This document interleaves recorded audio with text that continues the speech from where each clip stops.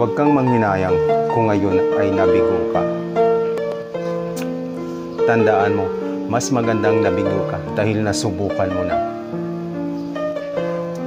kaysa nabigo ka na hindi mo pa nasubukan. Huwag kang masyadong mapagmataas sa kapwa mo. Gaano man kataas ang antas mo sa mundong ito, tiyak, lupa pa rin ang babagsakan mo. Mas madaling patawarin ang taong umaamin